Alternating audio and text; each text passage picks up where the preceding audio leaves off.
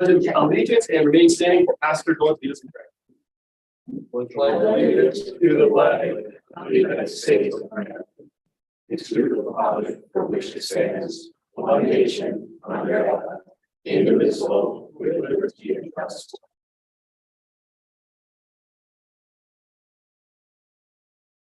Thank you for standing. First week of Lent, so let's pray together. Heavenly Father, we stand and we invite your presence amongst us, giving thanks for every person here represented in the area. Lord, we're grateful for the minimal damage during the ice storm. Pray for speedy recovery for all the homes affected. Thank you for consumer energy, for speedy work as far as possible, and all the village workers. We give thanks also for that generous gift towards the swimming pool and encourage those who give. We give praise, Lord, for recent police successes and with ongoing prayer for continued direction and protection upon them and all the emergency services, medical and seniors facilities in the area. Remember again, Ukraine, that the hearts of the nation's leaders will continue to be for genuine peace and end of conflict. We remember any people that we know who are serving either in Ukraine or in the Turkey-Syria earthquake from this area. Remember Josh Cook at this time from Toledo. We ask, Lord, for the safety of the village departments and your protection on the lives and futures of all our children and the young people in our schools. We also would invite you for a continued supernatural move in our colleges and universities and schools in these days. We trust you, Lord, for positive resolutions, favorable completion of the wastewater plant project.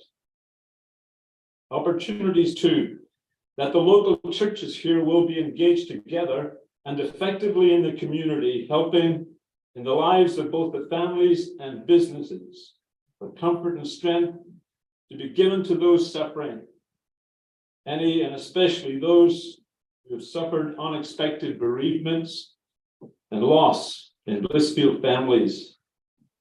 Pray for many sick people to be healed. We ask and trust that tonight this council might know God's success and encouragement in all their deliberations and decisions. Lord, in your mercy, hear our prayers. Amen. Amen. I trust you have a wonderful Irish-themed village event in March. And happy St. Patrick's Day to you all. You too, sir. Cheers.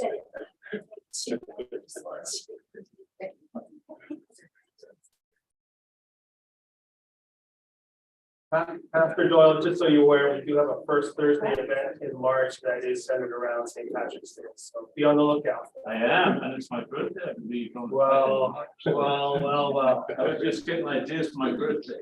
Thanks so much. Happy birthday. All right, Mike, do you need a minute to get set up?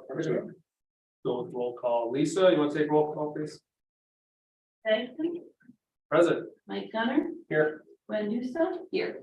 Bill Gritzmaker, Here. Gary Hayes, Here. Eric Rogers, Here. Lisa Blatters, Present. Thank you. Looking for a motion to approve the minutes. Move to approve the minutes from the February 13th, 2023 meeting. I'll support that motion. Moved and supported. All the vote. Bill, Yes. Tim, Yes. Gwen. Yes. Mike, Yes. Eric, Yes. Jerry, Yes. James, Yes, that passes on to presentations and communications. Let's get over to you, Danielle, and the representatives from Manic Smith. And I will actually just turn it right over to Manic Smith. Do you guys want to just do introductions for everybody, or do you want me to, or? Okay. Hello, everybody. Good evening. Chris Zangara from Manic and Smith. And with me is Cliff Downing, our senior structural engineer, and Todd Brown. So we're here tonight to give a kind of a brief overview, very brief overview of some of the bridge inspection Cliff and I did recently. And we've been working with Danielle on to give some feedback on existing conditions. So just developed a little bit of a PowerPoint presentation, handful of slides, and it shows condition of both bridges. So the first slide here shows both the bridges. It's the steel truss that's up against US 223, and then the timber arch bridge a little bit further. I guess it would be, is it upstream in Ellis Park there. So talk about the truss bridge first. Obviously, it's an existing truss. It's a steel box truss. It's about 170 feet in length. It was constructed in 1998 as a clear width, approximately 10 feet. It's the area of the walking distance through the bridge if you're walking across it.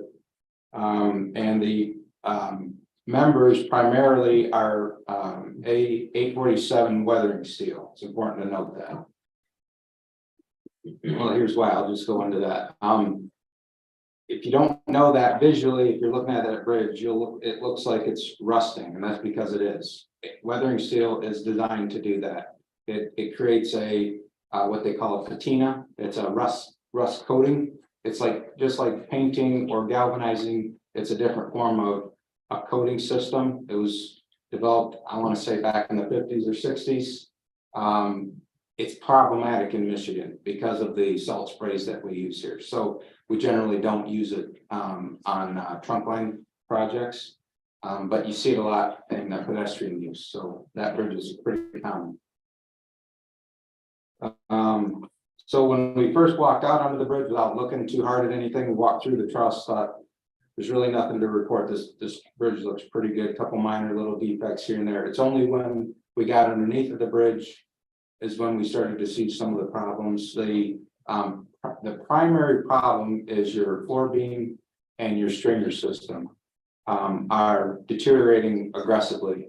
They probably in the order of, in some of the floor beams that we inspected are probably 60% section loss, which means you've got a reduction in live load carrying capacity.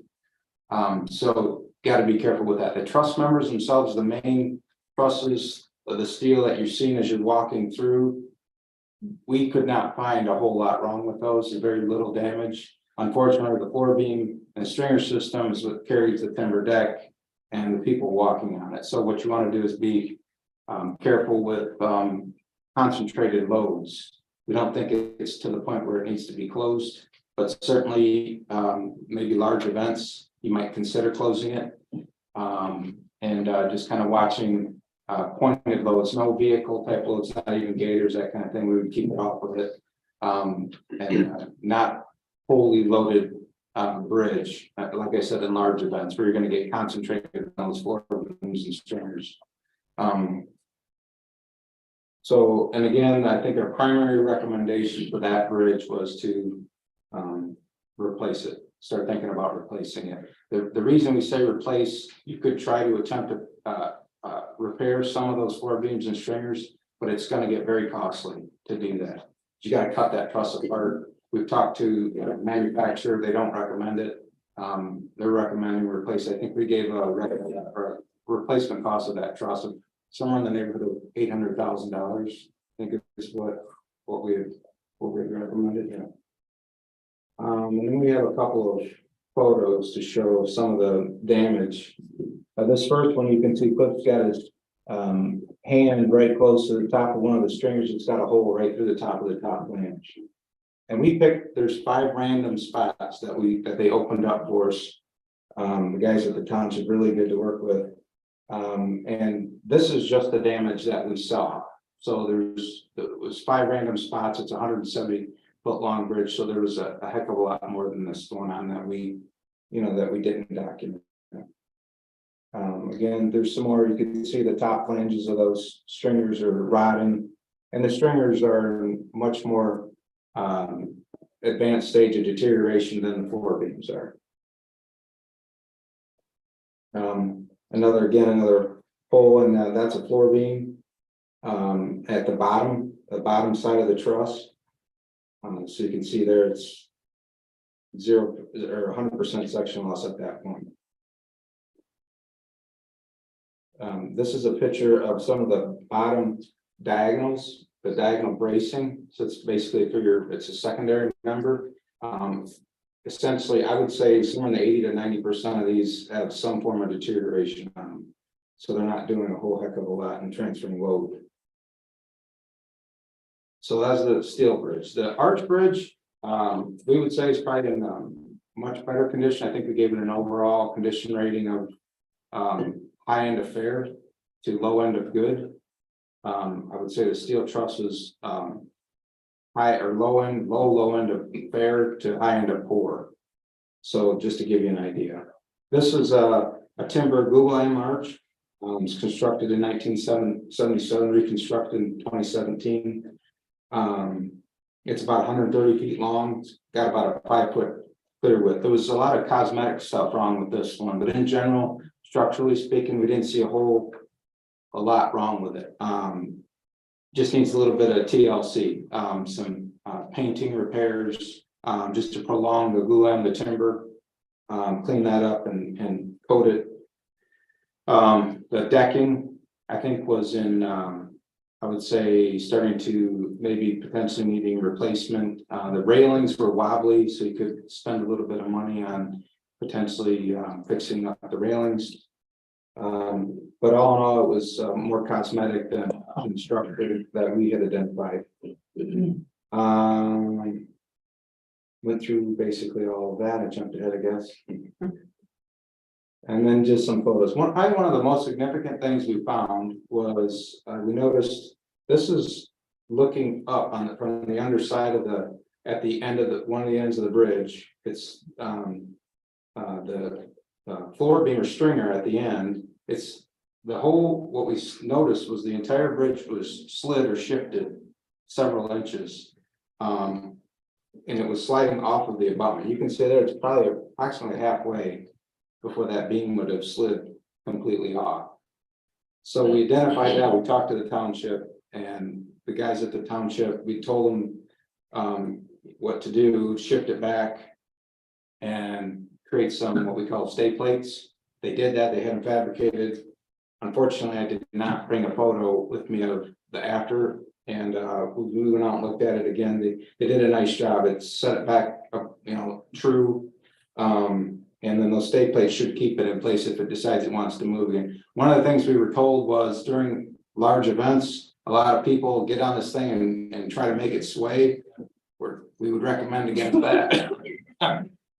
So if you have a law enforcement, they don't have nothing to do that day, maybe stand next to that bridge and tell them not to do that. And so when they did that, actually, when they plumbed it all back up, you can see that lateral, that bracing. The name of them escapes me right now, but they basically cinched them back up, tightened them like they should have been. They were loose. There was that's some other deterioration in miscellaneous concrete. Could use some patching on one of the wing walls. You can see some of that bracing there. It's now nice and snug back to where it was supposed to have been. After they had put it back in position. A lot of this, see that, the difference in the sidewalk elevation versus the top of the bridge grade. Again, when they slid that back into place and they actually put some shims in, it put all that back right where it should have been, almost flush again. So that worked out really well. They did a good job. So anyway, that's what we had, a little short presentation for the, both of those bridges. Okay. So. Mike, in a meeting or so ago, talked about maybe getting a cap installed on that to save the creation of the arch bridge. Yeah, let's talk about that one first, I guess. If obviously that new blue lamb arch is pressure treated or whatever we want to call it these days, are we going to have the same issues that we had with the previous one? With that, with the water sitting on it and running into it, is that going to deteriorate from the top? Should we have some sort of cap on it? Because obviously we can tell the paint's already coming off the top of the arch. Yeah, one of the things we noticed was the coating system was flaking throughout the entire bridge. So that was one of the things we identified. The price to clean that up and recoat it. Anything you can do to stop water intrusion, whether it's treated or not, they're glue lamps, they're designed for that kind of weather. But anything you can do to prevent weathering would certainly help, including the sun, you know, beating down on top of them. So would say like a, like a parapet cap, like a thin formed cap across that arch help us out? Like a metal, like an aluminum. Yeah. It couldn't hurt. Yeah, it couldn't hurt. I know it's not the easiest with it being that arch shape, but again, anything to extend the lifespan of that was I think the biggest failure on the last bridge was that arch system where you could literally drive a pen into places and larger than that screwdriver. So, again, it's how do we maintain it and keep it as long as we can. So we are scheduled for some maintenance this summer. Yes, we are still waiting on pricing for the staining, which is in the budget. We should have soon. And then DPW, before they come stain that, they were gonna fix the handrails that he had mentioned. Okay. And then we have in the capital improvement plan, the decking for hopefully next year for the arch bridge. Okay. So we're gonna remediate the flaking. So I guess any recommendation on a cap system? I have to put a little thought into it, but something light. You don't want to add any weight, so aluminum would be ideal, some thin aluminum. Something that wouldn't corrode, that's almost perfect, and I'm sure you could have a local fabrication shop. Fab something up that would fit so nice. Install it, something pop out. Yeah, it's you're thinking just at the top where it's flat or all the way down the arch. Whatever you would recommend. I know it's hard because of the arch is split, at the ends and then kind of become a Y, but again, whatever we can do to keep water from penetrating and sitting on top of that arch is probably number one. The more it goes down, the less water is going to stay there, but on the flat part, I guess stuff sits there all winter long as it's snowing up and the ice seeps in, so perhaps some type of roofing material that's not corrosive on the. Like an ice car or something. Yeah, on the top, that, metallic, or something, like, to keep the water off the first it coated, then put this on top to protect it. Sealing it with a penetrating sealer is probably gonna be the easiest, and it'll soak in. But it's Gentlemen, remember if that's paint or if it's stain? I don't know for sure, but I'm guessing it's stained. I'm not 100% on that. Which would still flake. It may. It's under the sun like that and the weather, it's. UV rays take a toll on it. I know, and that's my concern. We're only at this is literally And a lot of stains don't. we're at 5 years in, Yeah. and we're already discussing this issue. That was one of my questions. If nothing were done, the longevity. I know any protection certainly increases longevity, but if we do nothing, we're gonna be right back to where we were in just a very short time. Because this has not been a very long time since it's been done. It's a pretty bridge, looks nice, and it's worth ever to try to identify problems and to address them before you can start putting pebbles into the Emirates, I don't know. Exactly. We can look into I think we have the 2017 reconstruction plans. We can look into and give some recommendations to Daniel for Great. potential coding systems that would work Right. well. Yeah. Or maybe some kind of a exterior, the tap, let's call I think we want to make sure that you just don't stain it, you put something on that's gonna be some kind of preservative that would extend life of the timber and protect it against UV and everything else that's gonna be attacking it as well as half. But it isn't a matter of just staining the flaky spots, using a system that's gonna function with what's there. Maybe part of it, getting all of a painting specialist and say, what do you recommend for this particular application? Danielle, you mentioned that the floor deck system is in our budget for next year to do some replacement on. It was requested in this current one and that portion wasn't funded, so it'll be requested again in this upcoming, like October 23-24 year. And the floor decking you're referring to, Eric, is the wooden bridge, correct? Yeah, can you go back like No, the arch, one or two slides? Yeah. As we're looking at it there, you can go back to that one. That actually is what I was thinking of. Those main beams that are supported by the tension rods from the top go underneath. Those are in good shape. Is that correct? I'm just trying to get a basis for what it. Yeah, the main. the main beams and stringers. Then nothing jumped out at us as any issue. Okay. And you're speaking of the horizontal as we're looking at that picture. Correct. Okay, that's what I was thinking. Yeah, just the portion that the people are walking across there that. Really, James, may I ask a question? Yes, please. Sir, the pedestrian bridge, you said that you had pulled up some of the floorboards, but not all of them. And I see you're recommending that no more than 10 people at a time be congregated on that bridge. How much more damage would you have to find before that number went to zero? And would you? Zero is it- people? Yeah, is it possible you would find the damage if you pulled up all the boards or? there's 23 cross beams. Yeah, cross, we looked at 5 for the 23, one right in the middle and a few others.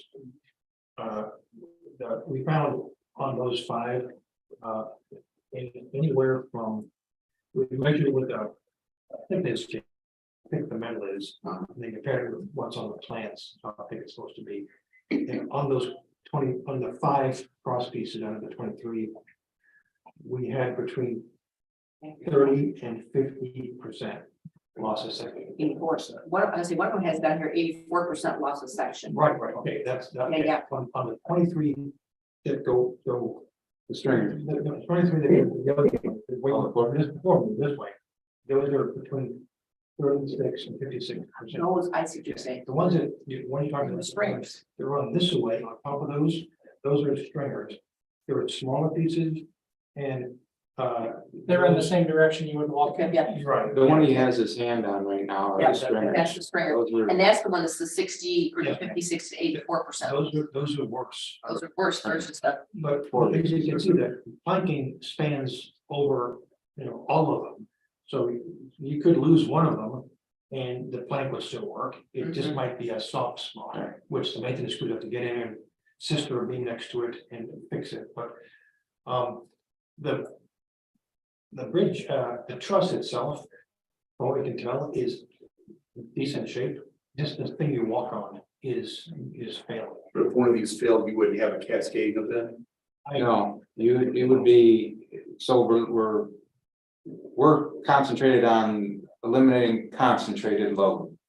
So load that is like groups of people, you could have 100 people on the bridge, but if they're scattered across that 170 feet, it's not gonna have as big effect as it would as if you took those 100 people and stuck them on any foot.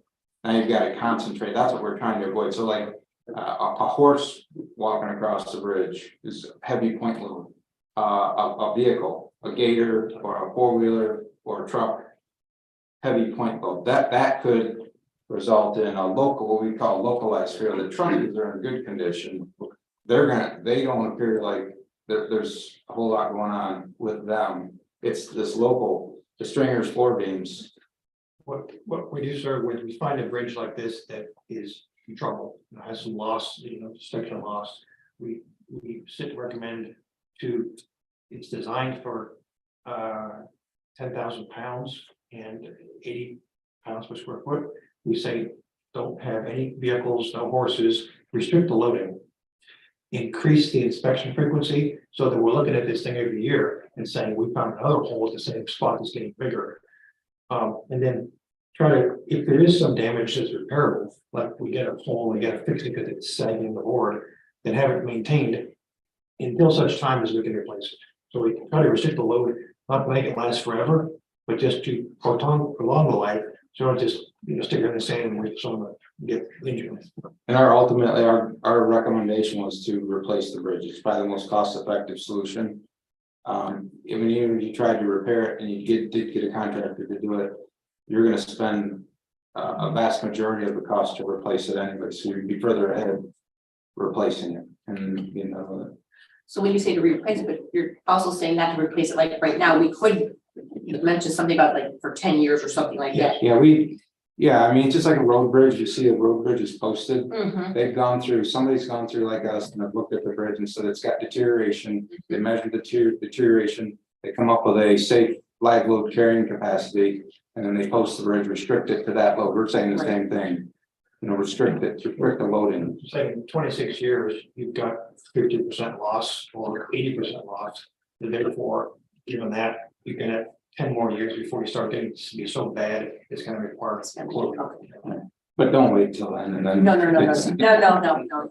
Wait, is that something, are you guys surprised with the lack of longevity of this bridge? Or, but as I read your things, there were a lot of factors causing it to. We see this a lot. We use this unpainted weathering steel in environments where it's really not supposed to be used. That's what it sounds like. Then you get accelerated deterioration, which it's not designed, it's supposed to stay like that forever. We see this a lot in Michigan because of the use of de-icing salts. The spray that coats your car on the interstate is white, that gets on here. And one recommendation we have is every spring, wash off the bridge, wash the boards and the stuff off to get whatever you can to corrosive off the bridge. So it doesn't sit there all summer and get wet and dry and continue to corrode. If in the winter time, if snow is plowed over from the 223 bridge onto this one, try to get it off so it doesn't sit all winter and melt and seep in. It's bridge was further away from the road bridge, might have been a better, longer life, but that's all the salting from the bridge attacks the metal. And the smaller pieces go first, the big chunks are fine. The little pieces get seem like they can eat up quickly. And we see this a lot with this stuff. It really should have been galvanized. And I think if we put a new bridge back there, we recommend it galvanized steel with a concrete deck so that it can't get run the bottom. If we were to keep it in the same spot. Right. Yeah. So, I'm sorry. I also think, and I'm not saying we need to talk about this right now, but just while you guys are digesting this, concentrated loads on that bridge at River Raisin Festival, and I think that we need to talk to that committee about either closing it for the event or at least, especially during like fireworks, we're on the stand there to help with some of this in the meantime too. And we're gonna have more conversations. I didn't have any action items for this for you guys tonight because I wanted to give you some time to digest, but there's something else to think about. With that, sorry, Chief, to bring you back in the conversation, with that you could accomplish by order of police to close the bridge during the festival? Yeah, we can. We'd have to put up some sort of barrier, but And I just throwing We it did it out. for a few years with the other bridge, and it was embarrassing enough as long as that lasted, but it's unacceptable that we got to this point, and I sat on this council for that long, and I take part of it, but.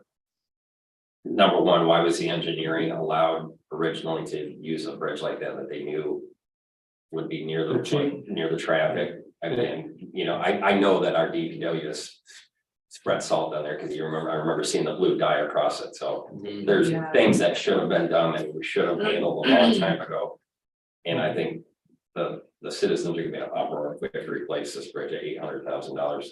There's no way to take it back down in two pieces and crane it and Oh, put it's the beams, possible. put the beams back in, because Yeah. that's exactly how they put it in. Yeah, we're not saying you can't do it, we're just saying it's gonna be so costly to do that. Well, And you could get some estimates, but we feel like it's gonna be. Because every other cord on the top of the side, they're good, is what you're saying, correct? Those are, The main load carrying members are good, they appear to be far less damaged than the rest of it. but then you look at where it sits on the abutment too, and it looked like it's starting to Yeah, degrade there as well. So again, you know, how far do you get into cutting out the main cords on that bottom part as well? the good thing is the abutments look really good. Right. So those look appear that you could reuse them, just order the truss.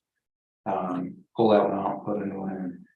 we're thinking on this, we talked to a manufacturer and he's thinking, when you can afford it, replace the, you spend some money to replace the floor system, but cutting out these 23 floor beams and all the stringers.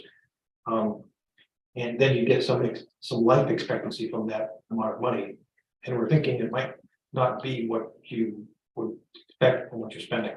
You know, you may get 15, 20 years out of that, and you spend almost not as much as in the bridge, but. Even if you did do all the repairs, the steel repairs, you'd still be looking at potentially replacing the decking.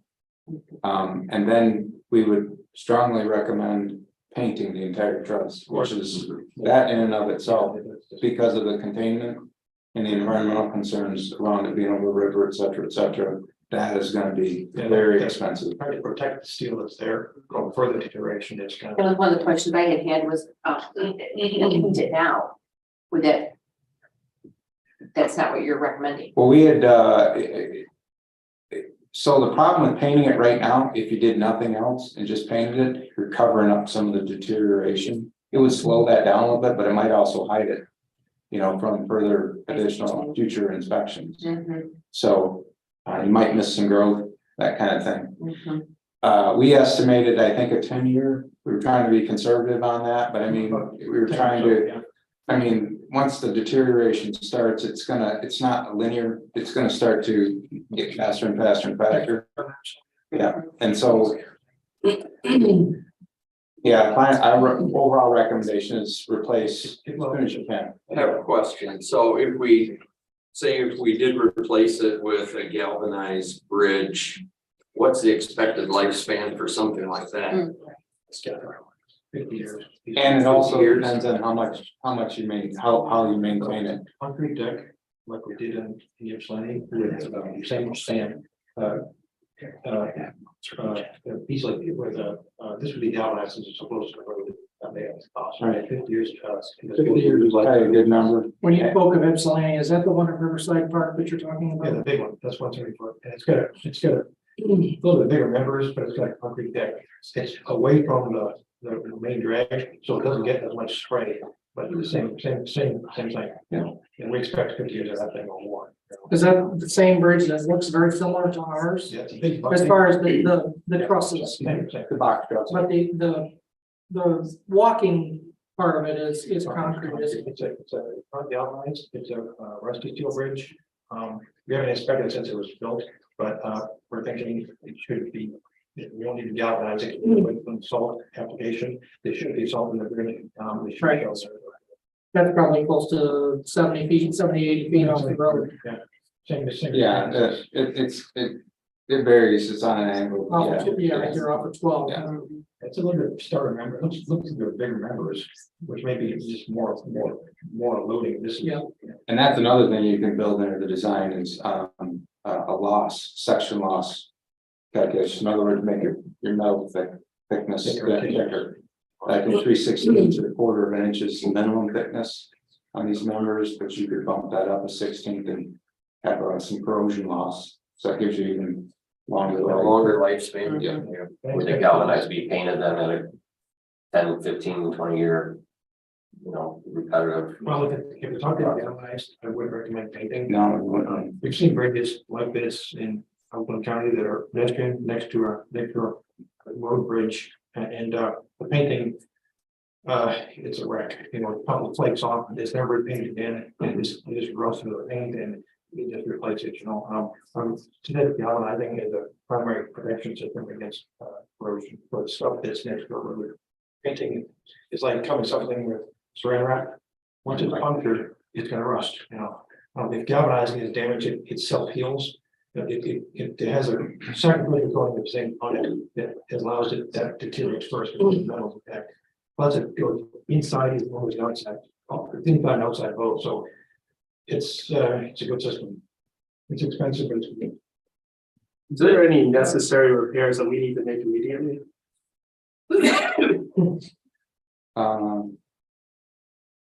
Maybe take a look at some of the planking that are in questionable. We didn't see much of plankings, 3x10 is. These Every time like flipping it. well, they could put the decking, but that's up to the maintenance folks to see when it's. We didn't see anything on the 5 floor rooms you looked at opened up. Is there something really? Railing's decent. What is that thing that you called it when you, a splice or something? Is that what you call it? So like, It comes in 2 pieces. The truss came in 2 pieces. yeah. Right in the middle, You don't have a picture of that. it's a joint with Mhm. bolted. And that's the truss part of that is fine. There's 2 floorings that butt together, it's like there's one. The floor beams are rusty like the other ones. They actually open up the decking right at the splice point. Yeah. But Kind of like that, well, that picture that was just there, Lisa, that one. yeah, that's a single. So something like that, so when James is asking, there's something we can do now. That's the center, that's double floor at the center. It's a Yeah. great job. Yeah. What about the anchor bolts on the abutments? Did you guys see those working loose? That's typical, you see that from movement over time, it kind of jimmies them kind of up and out and sideways and so that's common, you see that. This bridge moves from temperature, it's steel, and when it gets hot, it expands, and when it gets cold, it contracts like anything. If the anchor bolts have a slot, they move in it, they can move. Mhm. If it's filled up with dirt or debris or junk, it can jam and start bending the bolt or unscrewing or, making it, so we want to recommend, we really don't have any repair work per se, but we do the maintenance, like on the abutments, get them cleaned off, get the stuff cleaned so the bridge will allow it to move and breathe as it's supposed to. Underneath the bridge, there's a series of lateral bracings that goes like a horizontal truss underneath. Mhm. It's for wind. When the wind blows, that resists the wind. That system is shot. It's gone, it's rusted out. It's a very thin metal. That isn't a critical component of the bridge. It's secondary. It doesn't take load except when the wind blows. Those pieces right there that are Yeah. pretty much non-existent and Yeah. that's letting the wind cut right through. Well, it allows the bridge to move more when the wind blows. Right. As opposed to being stiff like a vertical truss, it's a horizontal truss. If that were to snap right now, would that create a concern for the I think there's several. cave-in or collapse or No, anything? no, sir, no, it's just something that takes wind, just wind blows, that thing's supposed to pick up wind and keep it moving, so now it's, when the wind blows, it'll be more flexible, but it's sheltered, as a bridge beside it, so the wind's not gonna get in there and last like a. To the untrained eye like me, that's scary as hell. It's a secondary member, I'm more concerned about the hole I saw in it. Rather than- Right.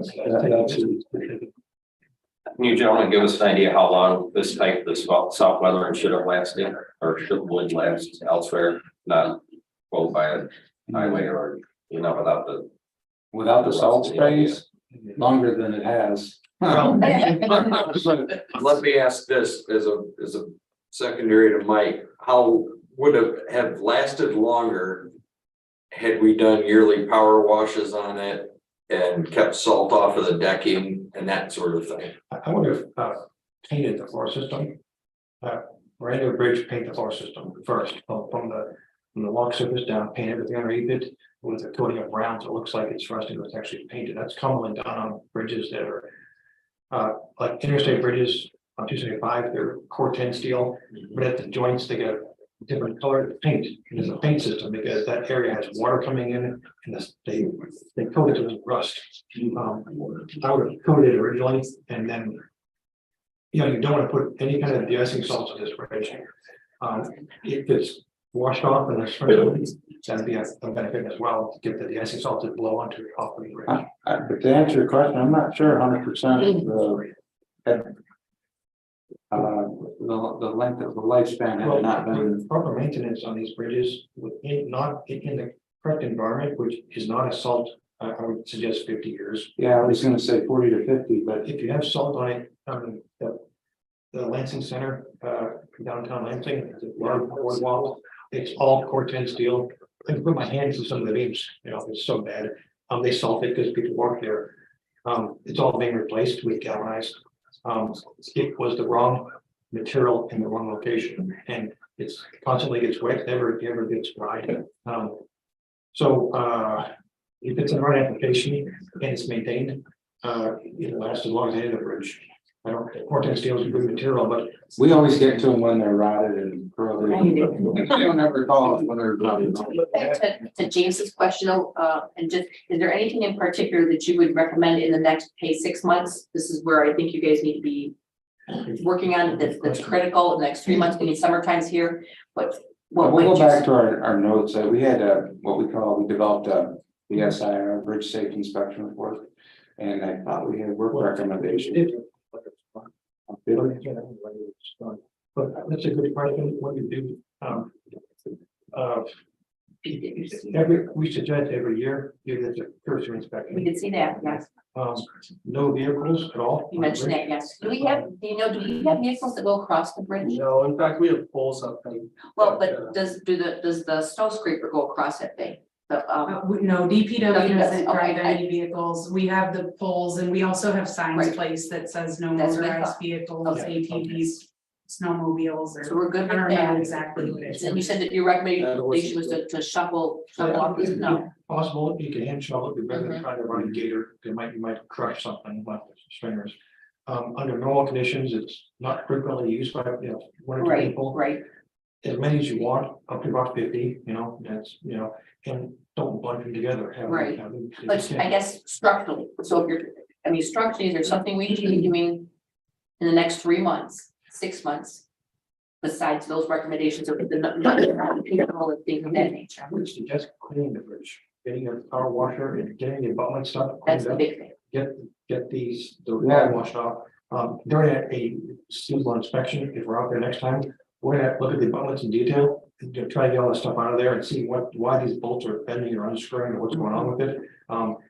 But we recommend get all that stuff cleaned off the abutment seat, so. Should it be a year wait, or should we have you here in 6 months? We were recommending, I think 12. Yes, we were, but I was just curious. 12 is probably okay. I don't see why. It's an emergency. Yeah. No, okay. But to try to do anything structural, your stringers and your floor beams and your lateral bracing in the bottom are the issue. That's where all the cost is gonna be to try to repair something like that. So I'm not sure. If there's no. I You think, try to maybe band-aid some of those lateral ones, try to stiffen it, but it might not I be. would think the lateral systems, I've seen worse with lateral systems. This doesn't get a whole lot of wind. And it has a lateral system on top. It takes some of the wind. The bottom is the one that's shot. Okay. I wouldn't necessarily try to repair it. Yeah. It does have redundancy on the thing, so if the lateral system goes, maybe take it by someone. Just watch, the maintenance, if they go out there and just check around and if something starts to feel spongy or bouncing. Yeah. You might have maybe you lost a stringer or one of the floor beams, so then you might. Maybe start thinking about doing something then maybe. Quick patch or repair or To something. answer your question, I don't see anything structurally immediately. to do. Structurally, it needs to be done Yeah, it's immediately. not- Regarding the riprap, obviously, either it wasn't enough placed originally, or it's just washed away or something like that. Yeah. Is there, obviously, the buttons you're saying are in good shape. Are we able to just, put that back in there and dump that in there? Is that something we have to work with Eagle on, or, can we just? If you're working below the ordinary high water mark, you'll need an Eagle permit. If you do anything in the water, you're gonna need an Eagle permit. That would be filling a floodplain, so you're gonna need an Eagle permit. So yes. I'm getting the sense we need. Yeah. Any further questions? Keith, are you satisfied? Yes, sir, thank All you. right. Thank you for your your expertise. Yes, I would think you're sure. Yes, seriously. It's nice to see that you guys are here, you're represented, and you're coming here and you're answering our questions with us. That's very much appreciated. Thank you. Thank you. We look forward to working with you in the future. Yeah, thank you.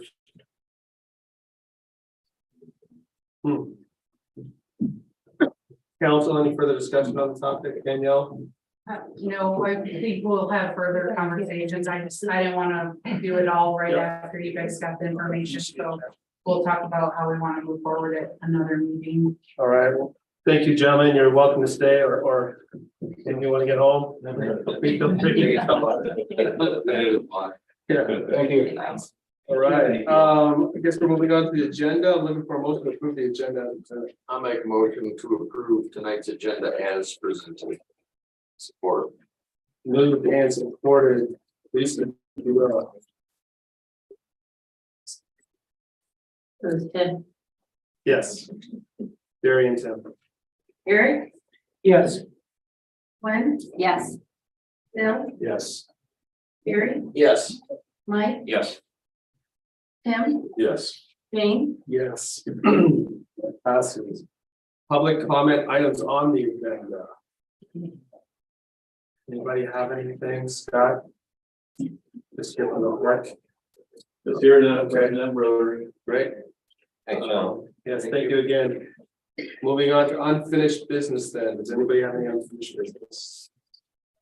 House on Monroe Street. We haven't heard anything lately. 130 South Monroe. Yeah. We closed that project out. We had a great business. He's still working on it inside and stuff. Great, outside. Good. Yeah, pending no. I just was driving down the street today. All right, there's no unfinished business, new business. Rotary Trail Project. All right, take it away, Danielle. So I did bring this, I thought it would just help visually, I know at least I'm a visual person. So this is something that you guys have been talking to Rotary about for a couple of years now. And we applied for the DNR grant twice, both times we did not get it. The first time was for the full project, which is all of these trails here within Ellis and Bachmeyer Parks. It was for $252,000. The second time we scaled it back, and it was this cross from the parking lot on Bachmeyer to Ellis and then down to this concrete pad here and then connecting the dog park. That was for $91,000 and we did not get it. So I did let Rotary and Parks and Rec know. The Rotary did do specific fundraising for this project and is still strongly in support of the project and would like to see it move forward. So they have at this point, their board committed $35,000 to this project in hopes that we could do a further scaled back portion that would be from the Clara asphalt parking lot, connect to the Arch Bridge, and then on the other side would connect over to this asphalt drive, which is about 900 feet. So they are requesting or seeing if the village would be willing to commit some funds to come up with the additional above and beyond the 35,000 so that we could get this first phase done. I did get some updated pricing for you, which I should remember, I think was 42.5. Yes. So we would be looking at about $7,500 from the village. I think it would be my recommendation that if you guys are willing to move this forward, that we commit to putting that in next year's budget. And just because otherwise we'd have to do an amendment this budget year. But I think Rotary's really just hoping to get a commitment to see if this is moving forward. Because if not, then they need to figure out their game plan and what they're doing moving forward. You know, Scott's here from Rotary. It is a whole board, so I know he can't speak for the board, but if you have questions for either of us, we will. I know we had talked about potentially, wanting to do the full scale halfway through the park and whatnot. It's just the feasibility and the cost. Maybe that's something that's done in phases. I'm absolutely 110% behind connecting the bridge and the roads because we built an ADA compliant bridge, which pretty much went to nowhere. So having those connections would complete at least the first phase of that walkable part. And then, you know, that being said, the Rotary Committee or whatever group did raise funds for that. They held specific events for that sole purpose, and I think for them to shuffle that money elsewhere after pretty much, you know, committing to asking for donations to have that project be completed, probably should stick with what the original intent was, where people donated their money. My only concern is, you know, what happens with maintenance and, you know, the movement of the ground and whatnot. And the carnies, you know, driving their trucks across that whatnot. Again, I don't want to poo on it because I love the idea. I just want to make sure that we're thinking ahead. How do we protect it? How do we maintain it? What do we got to do? Yeah, so we would need to put some money in the budget to maintain it. I would foresee the only vehicles being DPW, and that would be to plow it in the winter because I'm sure people will still use it then. Outside of that, at like our festival and other thing, I would limit it to pedestrian traffic to help, but it is in a floodplain.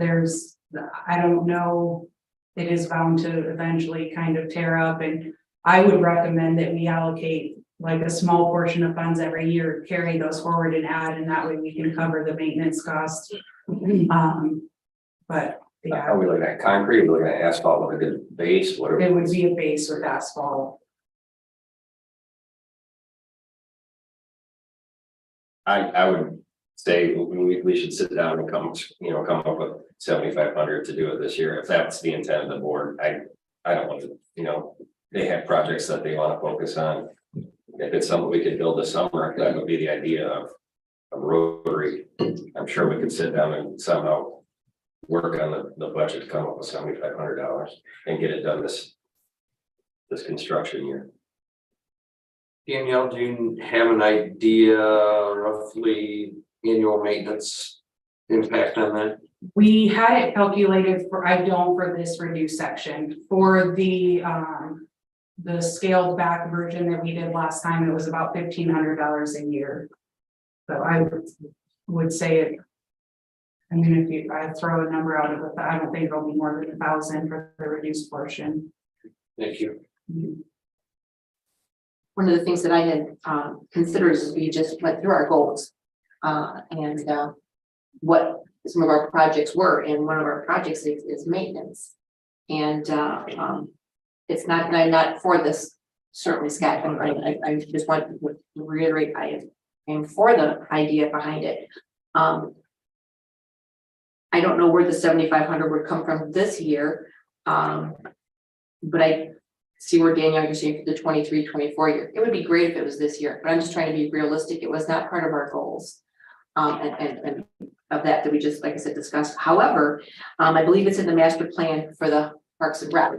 Yes, So it is in that avenue. it is the #1 goal for the Parks and Rec under their master plan. I'm wondering if there's a way that Parks and Rec could somehow partner with a fundraising type of a project or an opportunity. I don't know where. I'm just thinking, I know our village is inundated with, you know, sponsorships and funds and, you know, fundraising, especially now with our bicentennial coming up. We've got that to consider as well as our normal activities.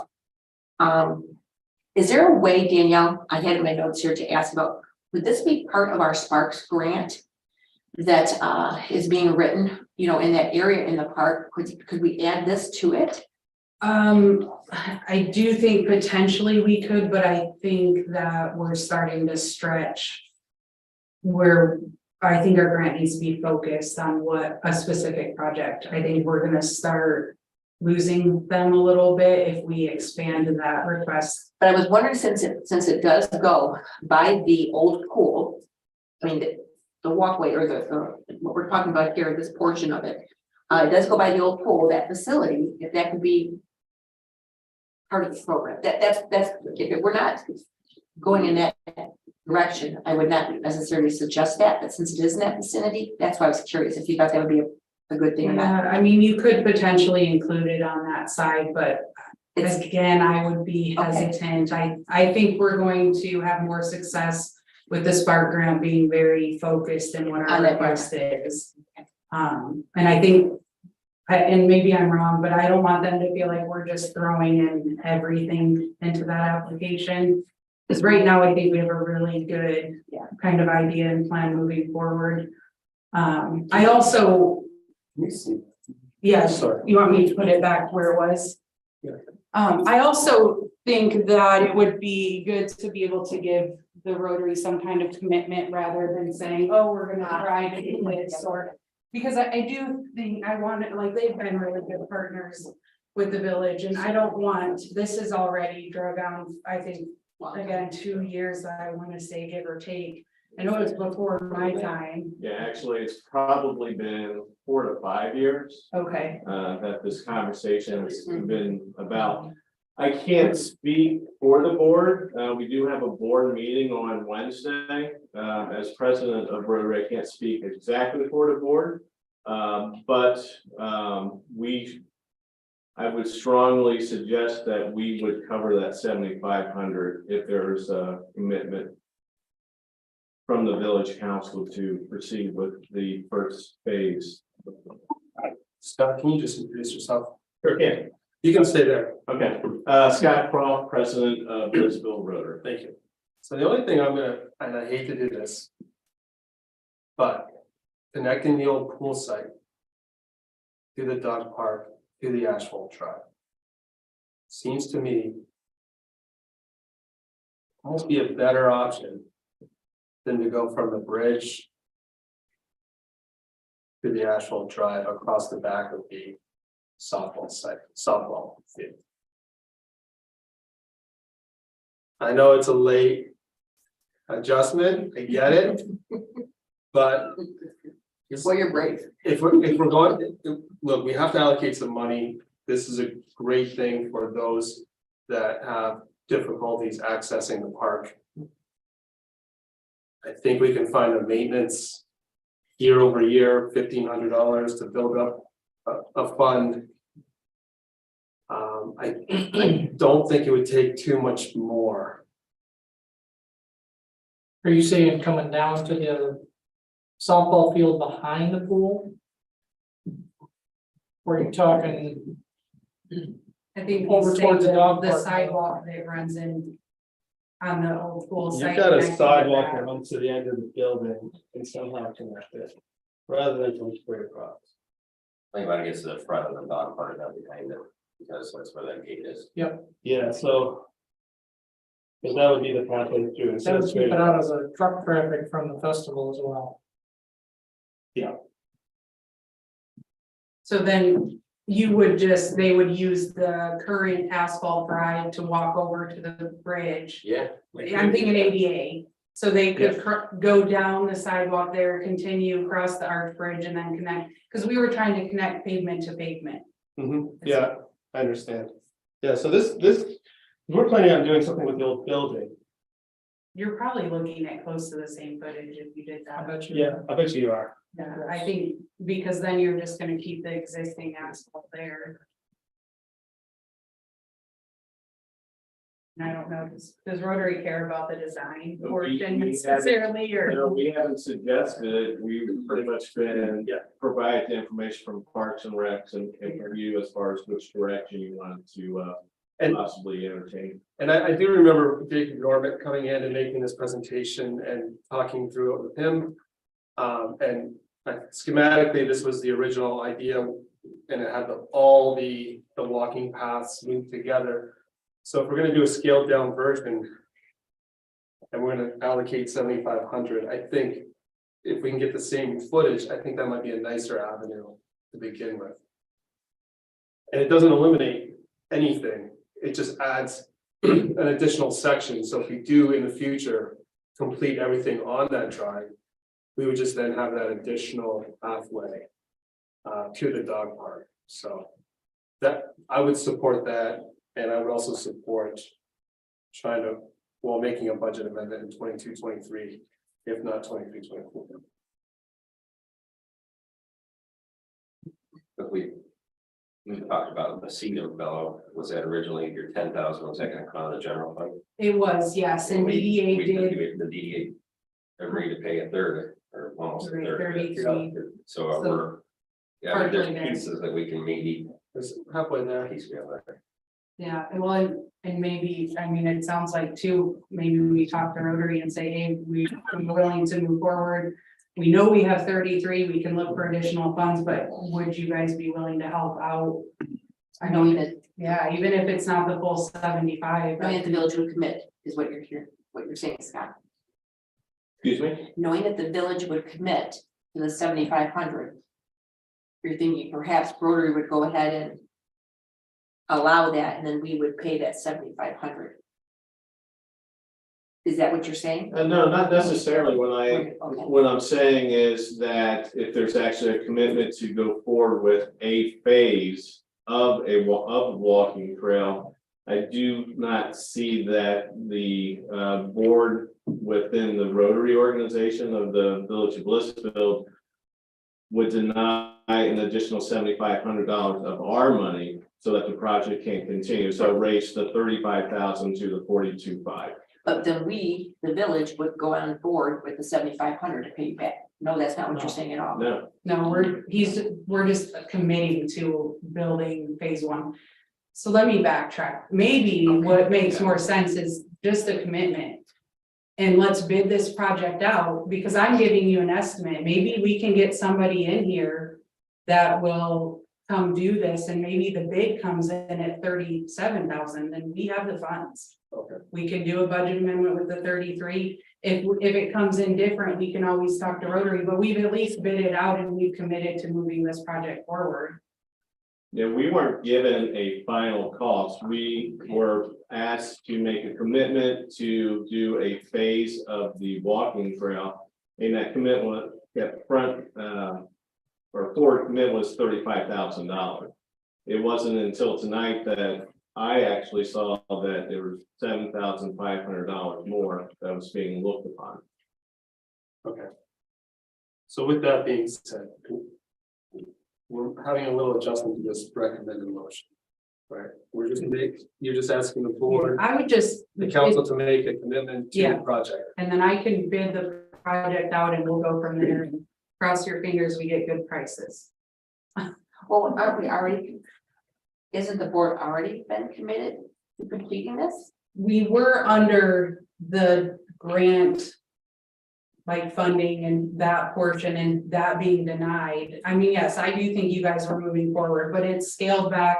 And we just want to make sure that you guys are good moving forward without the grant funding and the scaled back portion.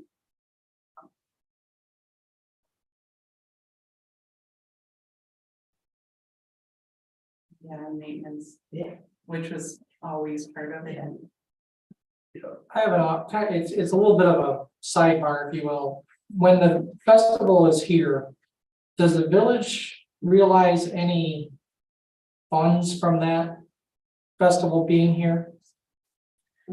No, Other my, than the increased revenue, I mean, the businesses would realize some because there are more people here in town, but I didn't know if the village itself received any. It costs the village. Yeah, it costs us. Over time. my understanding is at one point, the festival did, and I don't know years, numbers, anything like that, but from the festival committee, they used to make profit on the event.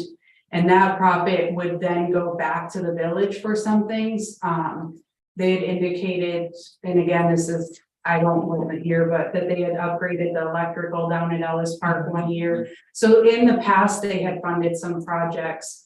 I'm not sure how long it's been since they've done that, but I do know that the last several years, there's not been, they've covered their costs. They've not had revenues above and beyond the event to put back into the community. And I do think businesses are probably positively impacted with the increase in people. I don't know that for sure, but I would think. I hope that they're coming and shopping. It's the 3-on-3 alone brings the thing. All right, so I'm looking for a motion for support here. Support the project. Are we, We're not looking for a monetary. No, we're not support. assigning anything dollar wise. Let's just say we make a motion to support the generous proposal from Blissfield Rotary Club to bid out cost estimates and back the proposed phase one walking trail between Clara Bachmeyer and Alice Parks, and authorize the administrator to seek bids to do so. That would be my motion. Better repeat that. No, did you get a second? Support. Yeah.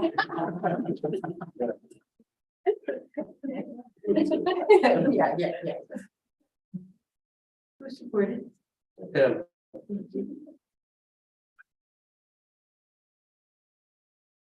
Whenever you're ready, Lisa, unless you do need a reread. You I have one question. Sure. Are we doing it out of this fiscal year budget or next year? I don't think that's being addressed in the motion. I think what we're gonna do is seek bids, and then from there, we'll address the budget amendment or Put it into next year's budget. move it into next year's budget.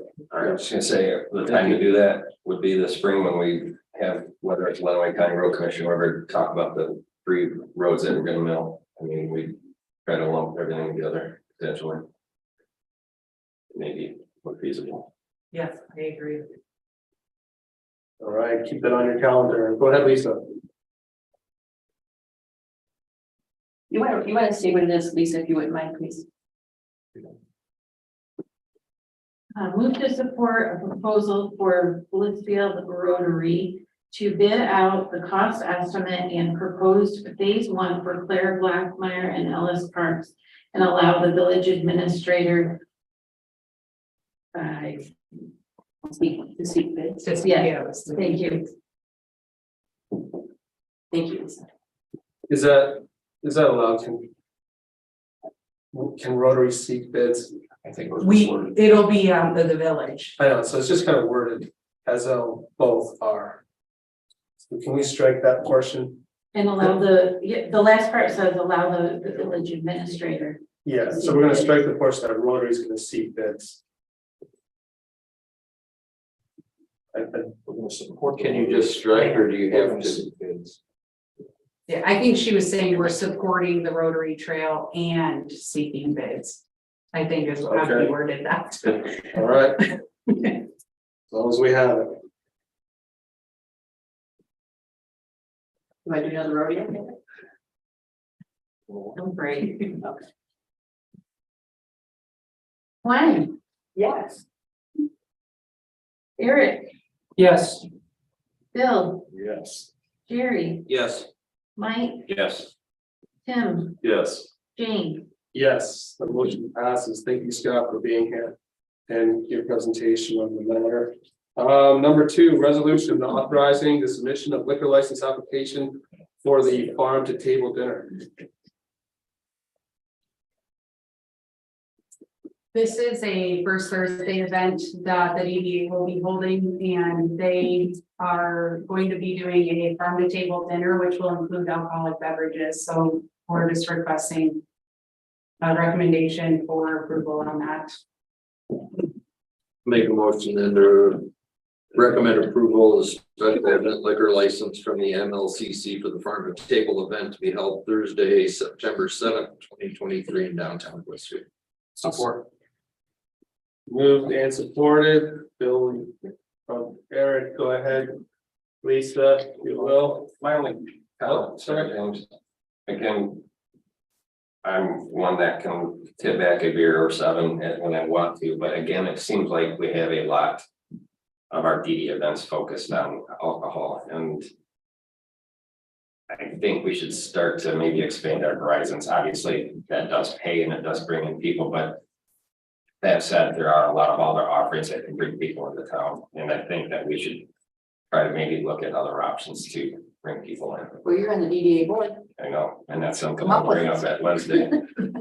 Well, I will say that this is a first Thursday event, and that is being organized by a non-DDA member, a volunteer. A subcommittee, yeah, each of the first Thursdays has a volunteer committee that is kind of planning, organizing and. Okay.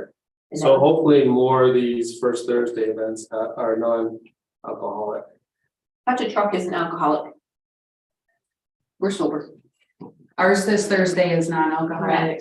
Come find the leprechaun. Be It's the completely same time, sober to it's do the it. same thing. That's to be determined. I mean, I guess there is going to be some Irish beverages, but it's mostly non-alcoholic. All right. All right, and Mike, if you're not there, I'll bring that up for the DDA. Go ahead, Lisa. Tim, No. Gwen? Yes. Mike, Yes. Bill, Yes. Jerry, Yes. Eric, Yes, Jean, Yes, the motion passes. Business item number 3, the resolution approving and adopting the credit card policy. Pretty straightforward, just looking for a motion. Does he have questions for Danielle?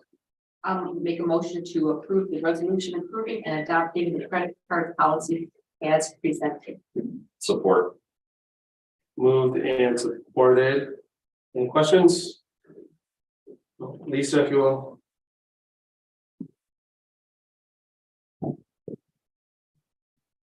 Eric, yes, Jerry, Yes. Bill, Yes. Tim, Yes. Gwen? Yes. Mike, Yes. Jane, Yes, motion passes. Thank you for your work on these policy upgrades and all this other written. Yeah, business item number 4, approved wastewater treatment plant upgrade payments. this is just a regular payment right here now. It is, yes, just this is for work and completed or materials provided. Yeah, this is not a change order, right? I'll make a motion to approve the contractors pay app number 23 in the amount of $7,990.45 in connection with the Village of Blissfield wastewater treatment plant project upgrade and authorize the village administrator to execute all documents related to this payment. Support. Moved and supported. Any questions? No, vote please, Lisa. Eric, yes, Bill, Yes. Tim, Yes. Mike, Yes. Gwen? Yes. Jerry, Yes. Jane, Yes. That passes. Business item number 5, approve filter to waste air gap installation and purchase. So this, Nora's on vacation, so hopefully I can answer your questions. She does a better job than I do, but this item is for the filter to waste project that we've been working on. During our last sanitary survey, it was a correction that was notated as required by Eagle.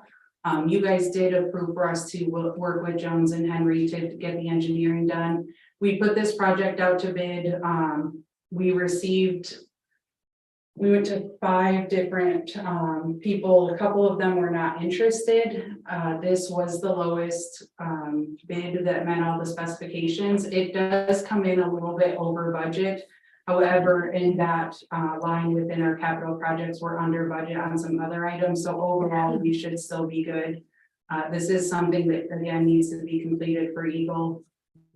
We did get an extension on it last year, so we're just looking for approval on this, and if you have specific questions, let me know.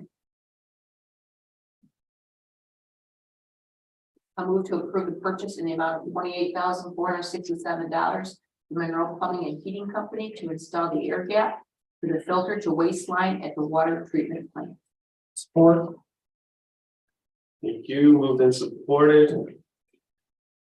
Any questions? No, Lisa. Mike, Yes. Gwen? Yes. Eric, yes, Tim, Yes. Jerry, Yes. Bill, Yes. James, Yes. Right. Motion passes. Business item number 6, approved fee waiver request. Before we start, I'll just say, the more of these we approve, the more I feel as though a study for the automatic Wi-Fi meters is needed, more and more needed, so. Again, another unfortunate pipe burst water running. Are we looking to refund or not charge the sewage again? Is that? Do you have those numbers, Danielle? So I did pull those numbers. I wasn't entirely sure how you guys were gonna handle this, but the last 12 months, this property was billed the minimum usage there, or the minimum bill, there was no usage. So if you were to do the sewer portion minus the minimum that they've been paying, it would be $2,364.47. That would be reduced or waived. Can you repeat that again? $2,364.47. Just the actual water. That's Besides the the sewer. sewer portion, minus the base fee for sewer that they've been charged the last 12 months. That equates to 34.57.32 in water. 3457.32. Is that built on a 4-inch meter? Because I have a 3-inch. 3-inch, okay, so it's gonna be high anyway, with the higher anyway with the base fees. Right, so the base fees for that 3-inch meter, $1,111.98.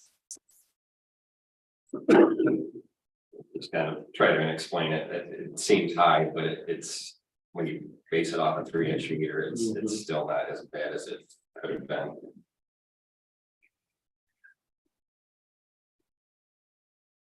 Based upon our past fee waiver requests, I would consider that we would continue with that same format, waiving the 2364 and having Mr. Farber for the 3457 cost. Is that your motion? No, I'm just making a comment right there, but I can make that motion. The precedent has been set. Yeah. I mean, The we're last- following the same criteria.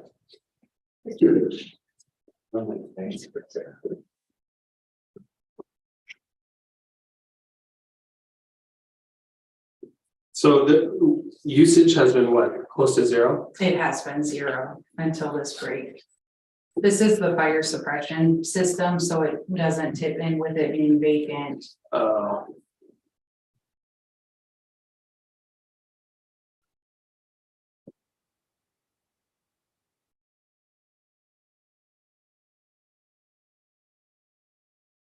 And if you want to talk history on this, we received just when the weather gets this way, we get 2, 3, 4, 5 calls out there from the fire department that there's a check or a flow detector alarm or whatever. So again, not that it's good precedent, but we have, the Blissfield Fire Department has gone out there numerous times throughout the years to check on that, just whether it's the, the freezing, the thawing, it's the backup system, whatever. It does happen, and that's not to say, that it should have went 2 or 3 days without getting actually discovered. But there is some reason behind it because of the way that those suppression systems have worked in the past. And what did you say the minimum was? For both water and sewer, it's $1,111.98. Okay.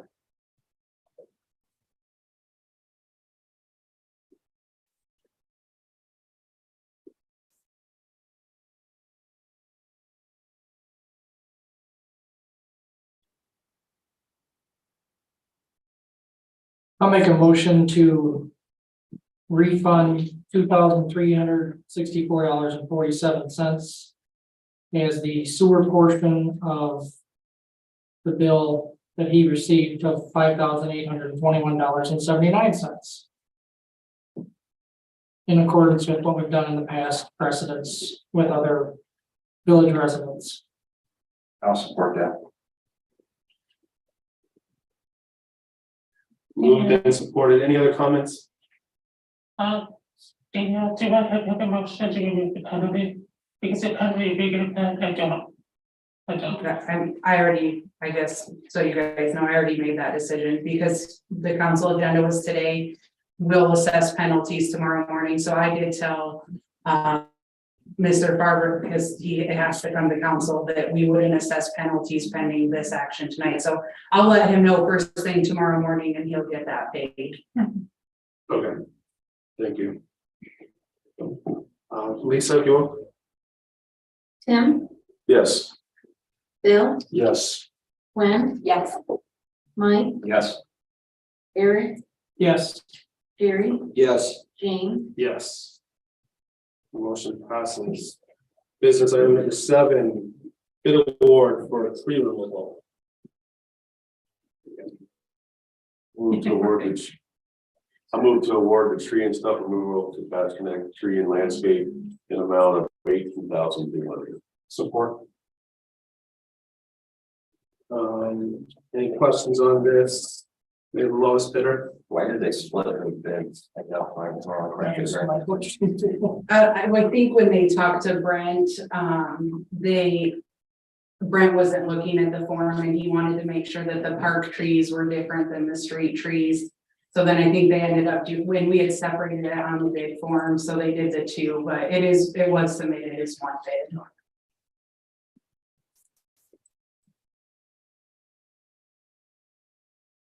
Go ahead, Lisa. Gwen, Yes. Jerry, Yes. Bill, Yes. Mike, Yes. Eric, yes, Tim, Yes. James, Yes. Motion passes. Number 8, bid award, DPW surplus truck. I'll make a motion to award the bid for the 1999 Ford F-250 with plow, VIN number dated to Mike Reisinger. Good. I'm not sure. Thank you. In the amount of $4,156 and being sold as is. I'll support that. Moved and supported for the 1999 Beauty. Any questions? Go ahead. Bill, Yes. Mike, Yes. Tim, Yes. Eric, yes, Jerry, Yes. Gwen, Yes. James, Yes. Motion carries. Number 9, authorize village administrator to hire seasonal aquatic center employees. Make a motion to authorize the village administrator to hire seasonal employees for the aquatic center for the 2023 season.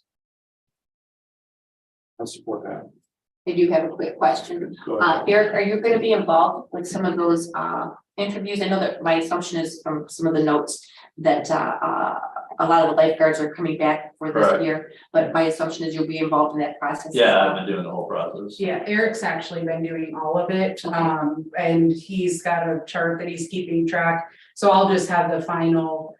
I did this, we actually did this last year because of timing, but it streamlined things and made it so much easier, so I brought it back to you guys, just because my hope is that if you did that, we'd have to bring each person to you. Eric can work with me, give me his list, and I can say, yeah, we're good to go and do what we need to, so.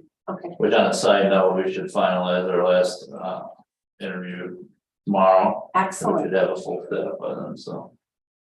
And Well this done. includes the same managers. Yes, Brian. Brian, and we upgraded a employee that's been there for a couple of years. She's a high school senior gym assistant also, so, Excellent. yeah, so we're in great shape, so. That's nice to hear. Yeah. Yes. Amanda Shimborski was the other adult manager last year. Is she coming back? I thought you said. Is Amanda? Shimborski? Yes, she's Okay, coming back, yep. great. Okay, so we have the motion. Any other questions? No, great. Go ahead, Lisa. Tim, Yes. Eric, yes, Gwen, Yes. Mike, Yes. Jerry, Yes. Bill, Yes. James, Yes. Business item number 10, approve Blissfield Police Department revised towing and impound policy. Not a question. Do we currently have a contract with the towing company? No, we don't contract with the tow company. We just call whoever. The Illinois County Sheriff's Department maintains a list of towing companies.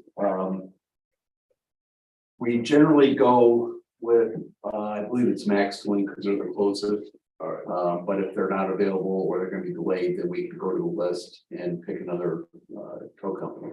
Okay, thank you.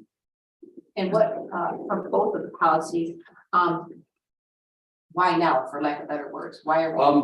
There were some statutory changes, plus the policies are dated, they're 18 years old. Saw that. When we went with Clemis, what was that, 6-7 years ago, whenever, that changed some of the procedures too, as far as we can now print towing and release slips right in the vehicle and give them right to the drivers. So that helps offset the now new requirement. There's a new statutory requirement. It was policy before, but they made it a statutory requirement. And there's a long history going back to Detroit police with that. That they required that police agencies immediately put these vehicles into the lien system when they're impounded. What we're able to do in the car is we can actually print that release slip right there. So that technically the vehicle has already been released, which puts us in compliance with the statutory requirement. If not, then we have to put it in a lien, and then once we release the car, we're gonna go back and take it out of lien. So it becomes, well, More streamlined. yeah, so it's a lot more streamlined. So the policy basically updated it to comply with the statutory requirements, but also to kind of update it with regards to what our procedures are now with the new records management system. Is it one of the things like a revisit with some of the policies? I mean, do they get revisited on a yearly basis, bi-yearly or semi-annually? I guess just, Yeah, you it's- said the number of years is like Yeah. 5 years. we have some other policies that are even older, and I am trying to look at those things. I put a lot of time into reviewing these, going through the statutes, and then there's formatting it and trying to put it into a process that the officers can, when they're reading it, make sense. Okay, at this stage, this is what I'm supposed to do. And then there's the legal review. After we get done with it, then I send it to the prosecutor, then I send it to our attorneys to make sure we're doing everything. Our attorneys have seen these as well, obviously. They didn't see the towing and impound policy because it was pretty straightforward. The legislative changes really dealt with the entering and entering of lien information. But when I got into it and started looking at the whole policy going, well, really, you don't think the whole thing.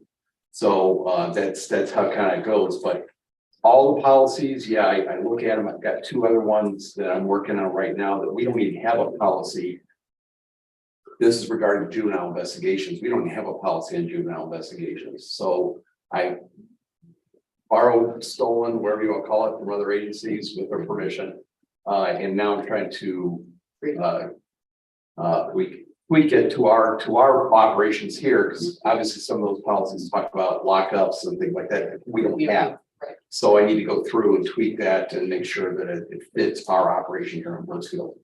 But policy review and development is something that's just ongoing. It's something I do regularly since I've been here. I think we've revised the use of force policy 2 or 3 times. So that's one I focus on a lot. Use of force, pursuit policies. Those are the biggies that could get us in trouble with litigation. So I try to focus on the stuff that has the greatest exposure risk for liability, workplace harassment, those sorts of things. And those are the things that we focus on in our annual training as well with the officers. And that's all well documented, and so that we are doing what's in the best public interest. Okay, thank you. Make a motion to approve the towing and impound policy revised February 2023 to replace the removing, reporting, and inventorying of vehicles policy revised October 2005. Support. Moved and supported. Any additional discussion or questions? Seeing none, Lisa, if you would. Bill, Yes. Barry, Yes. Mike, Yes. Gwen, Yes. Eric, Yes, Tim, Yes. James, Yes. Motion passes. Last item, approve Blissfield Police Department revised property and evidence management policy. Any questions for the chief on this? Move council approve the Village Police Department's property and evidence management policy revised February 2023 to replace the property and evidence management policy revised May of 2004. Support. Moved and supported. Any discussion items here? No. Thank you for your work on this, chief. Go ahead, Lisa. Gwen, Yes. Eric, Yes. Gary, Yes. Bill, Yes. Mike, Yes. Tim, Yes. James. Yes. The motion passes. Moving on to reports. Any questions on any of the reports this meeting this month? Yes. I have actually a couple comments. The first one specifically is for the DDA report that Laura has provided us. I really appreciate it, and I know she's not here to talk with Danielle, but I know you'll relay the message to her. I appreciate how she's got it by month. I like that format much better. And I also appreciate that she stated, and ironically, all the information regarding the businesses. That was something that we had at one of our last meetings. Knowing what was going on with Peppers, Joe and Company, et cetera, et cetera. I just appreciate all that information that she provided. Parks and Rec, Eric, I appreciate that response as well. I like how it's formatted with what's going on with each of the programs. However, I would like to see, if possible, in some of your past reports, you provided the revenue, the expenditures, and the number of participants. If you could have that in tow with this, I would appreciate that. I'd like to see the numbers. Yeah. Because if I recall correctly, one of the things that we stated was on the scorecard that we're going to be having for the position is that there's going to be some new activities, if you will. And I don't know what your new activities are going to be or when you plan those activities to begin to take place. And I'm hoping that we're maybe with the revenue expenditure participation portion, you would be able to provide that for us. Okay. Okay. A question I do have this off of Mhm. some things we did in the past with Parks and Rec. We used to do a tree, not bidding, but we picked different trees every year for what the DPW was gonna pick out. That was one of our Parks and Rec processes. We picked 5 large, 5 medium, 5 small trees. Going to our parks. Right.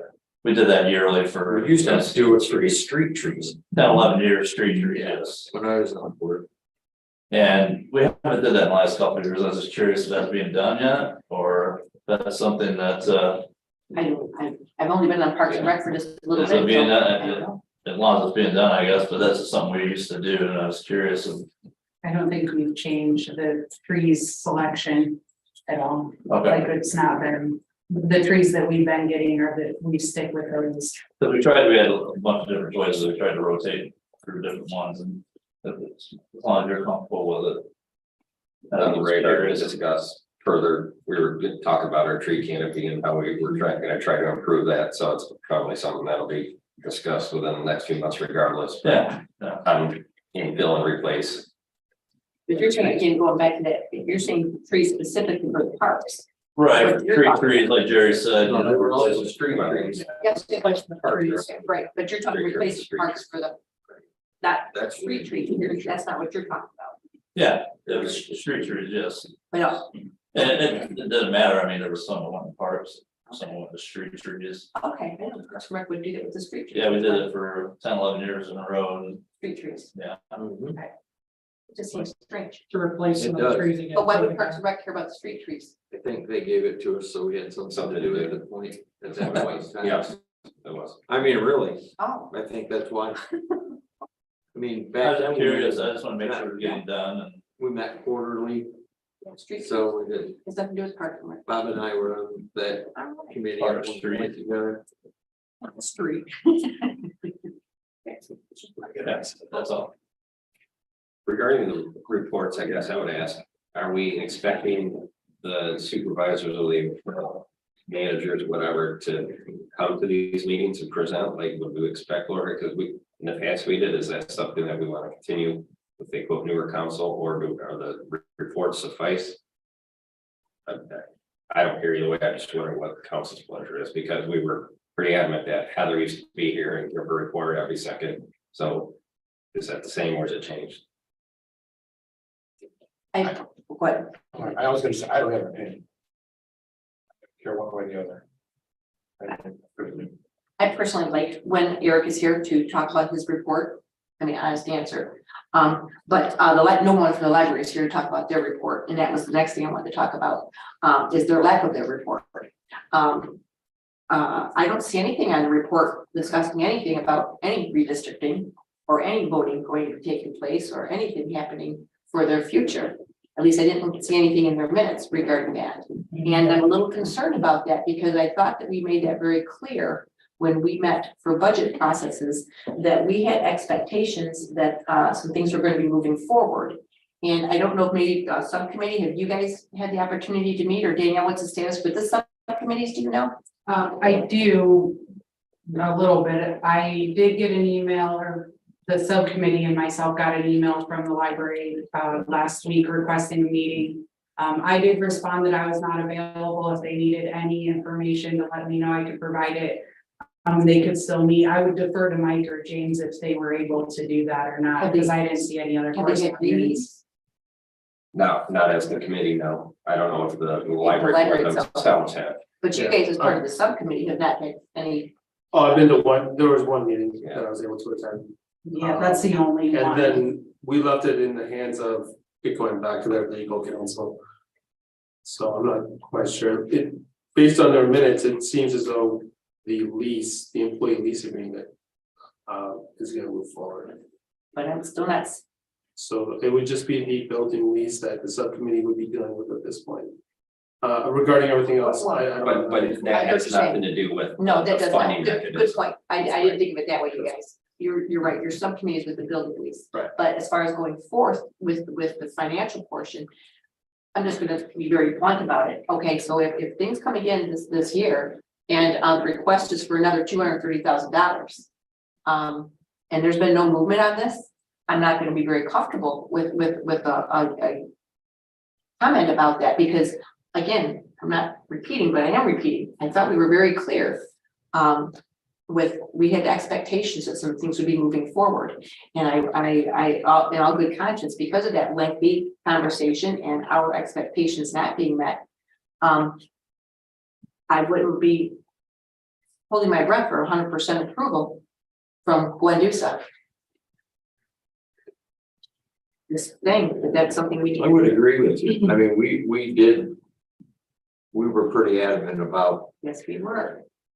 going out and finding, and I think they maybe approached, from what I understand, a couple of townships and asked for some additional funding. But I don't know if they've. Let's not make the assumption, because it's not in the report, that they're not actually performing the work. So I think what we have to do is actually ask to see if they've been able to make any progress before we. Okay, I would have guessed it would have been in the minutes and agenda. Can we make a recommendation, or can we ask for them to be, somebody to be here from either the president of the board to come from the library to give us an update on where they're at with their fundraising or with their. Yeah, absolutely. I would be more than happy to email the board and see if somebody, or if they want to appoint a staff person to come do them.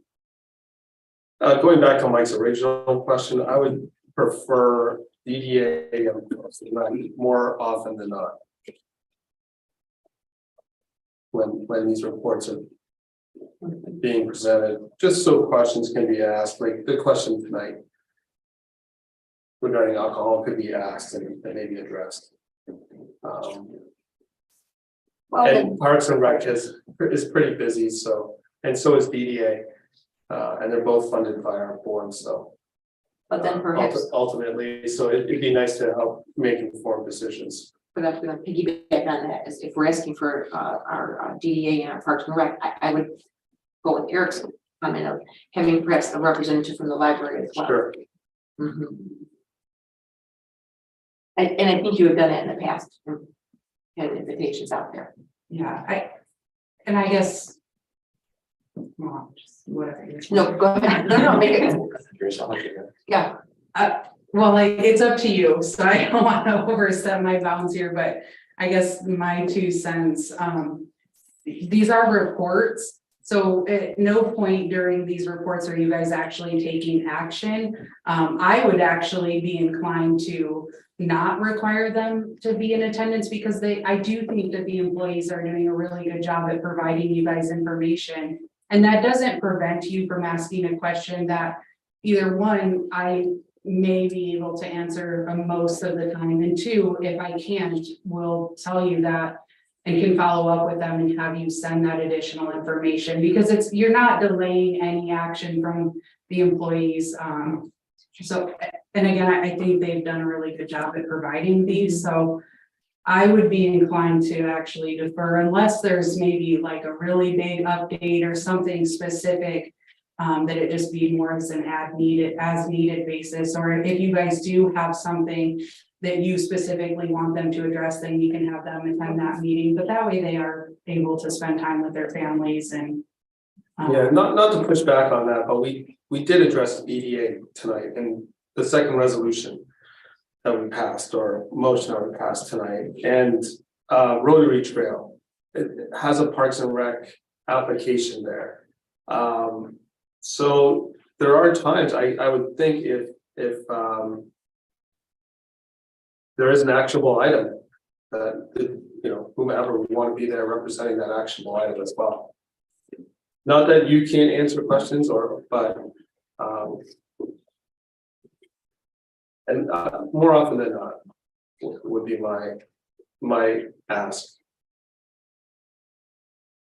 And again, seasonal employees for the aquatic center has a Parks and Rec twist to it, so. Eric just doesn't have anything to do on a Monday night. I'll be here.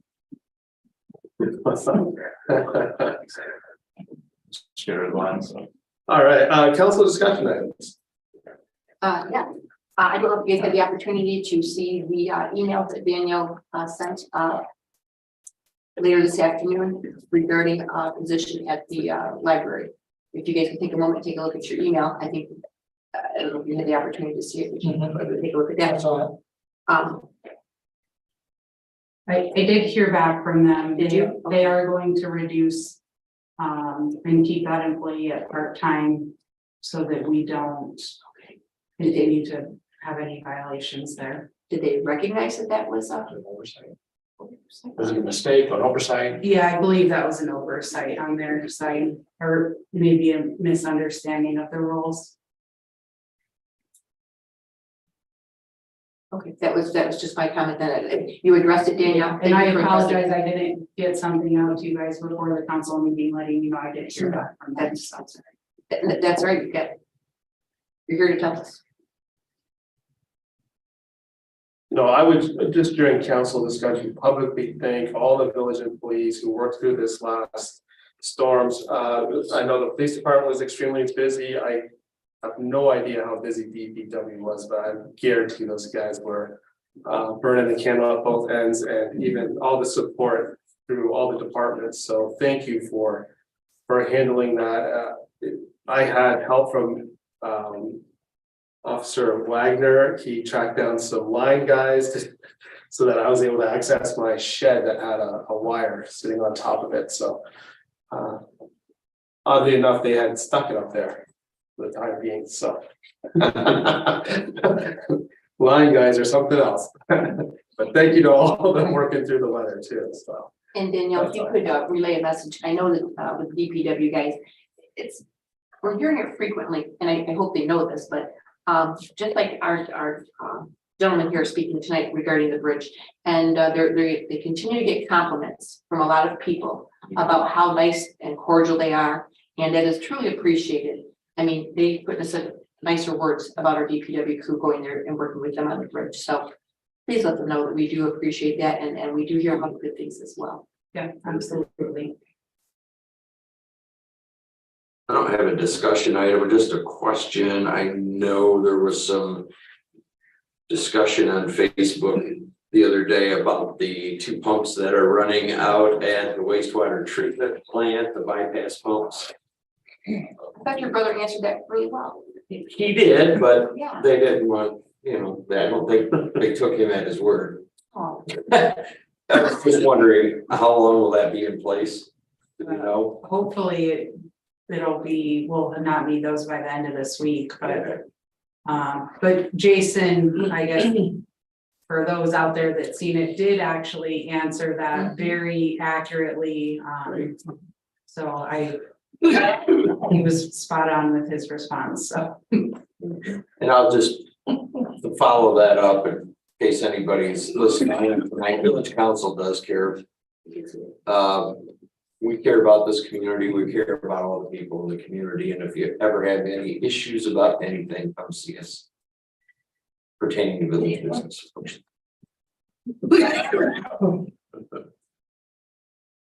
Agreement.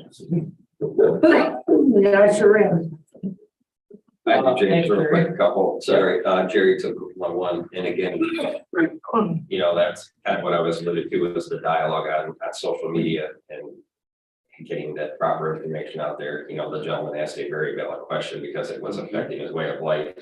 And kudos to Jason from DPW getting accurate information out there on top of all the other garbage comments that went along with it. But secondly, I had a resident asked me about the quarry circle trees and shrubs removal. Was there some sort of reason for behind that I could pass on? Yeah, so actually a couple, there was like some visibility issues. They were starting to overgrow out into the street and were causing some issues with the street and plowing as well. So we did actually, DPW had talked to, I think, most of the people there to meet before they did anything and make sure that they were good taking those out and trying to clean that area out. Just like a maintenance thing as well. Yes, All of us. yes, yep. Safety and maintenance. And then I guess my last one would be, you know, we talked about the broken pipe, the manhole relocation. I guess I chewed on it for the 2 weeks, and you know, did we have the engineering folks out there saying, okay, you know, kind of watching and saying, was this done, you know, over a course of a week? It was something that should have took 2 days. Is it completed?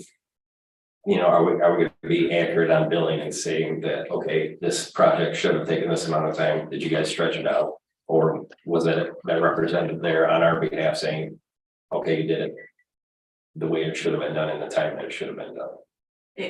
And you're talking about the sewer main that you guys just. The 20-foot. Yeah, so it's not completed yet. It was scheduled to be, weren't able to do much because of the weather today. But yes, Ken is aware. I even followed up with Denise after council meeting the last council meeting to make sure we're all on the same page.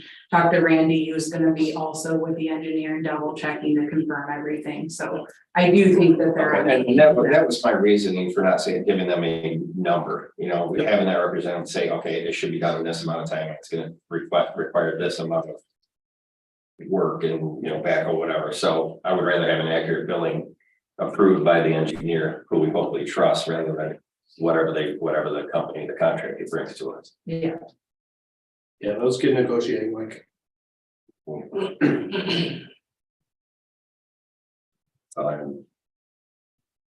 Okay, anything else? Public comment items not on the agenda? James, if I may, Yes. I just want to give everyone an update on the storm response. Chief Frucci and Brent and I, the officers, the DPW workers, it was as usual, a seamless response from the three entities. I can tell you between Wednesday night from 8 p.m. to midnight, Lenawee County Dispatch fielded over 1,200 calls. They experienced a situation they hadn't experienced before, in that they discovered what the maximum number of phone calls they could receive at one time was before the system crashed. That number was around 300 calls simultaneously, and that crashed the system for about an hour and a half. So I can tell you that the dispatchers up there did a remarkable job. Their afternoon shift stayed on when the midnight shift came in. The calls were coming in faster than they could put them in the computer or dispatch them. So they did an incredible job up there. As you probably heard in the news, Pawpaw lost a lieutenant firefighter that was killed by a tree limb that came down on a wire and electrocuted them when they were on a scene responder.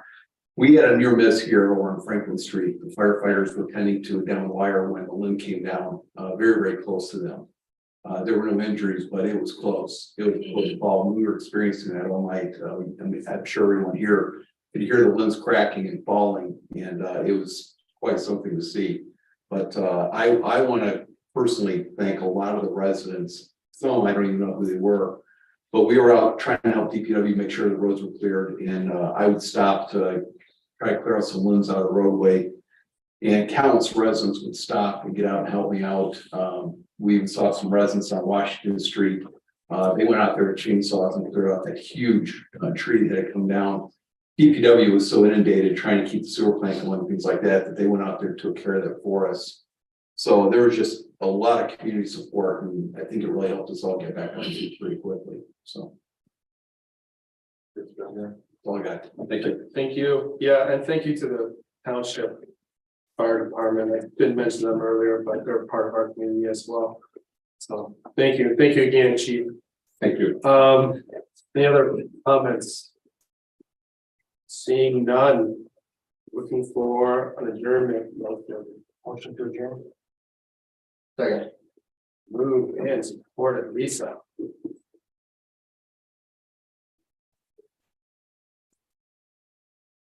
Jerry, Yes. Gwen, Yes. Eric, Yes. Tim, Yes. Mike, Yes. Bill, Yes. James. Yes, the motion passes. Next meeting is 2 weeks from tonight.